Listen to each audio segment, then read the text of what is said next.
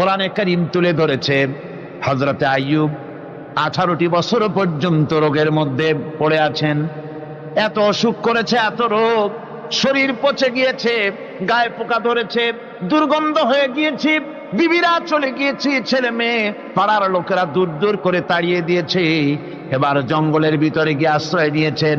এমন অবস্থা হয়েছে, শরীর পচে পচে জিহ্বায় যখন পোকা ধরা শুরু করে দিল, হযরত আইয়ুব আলাইহিস সালাম তখন আল্লাহ রাব্বুল আলামিনের দরবারে এই প্রথমবারের মতো তিনি বললেন, রব্বুল আলামিন, আয় আল্লাহ তাআলা, সমস্ত শরীর জড়জড়া হয়ে গিয়েছে, গায়ে পোকা ধরেছে, আমি কোনো কথা বলি নাই, আমি খামোশ থেকে জিকির আজগার করতেছিলাম।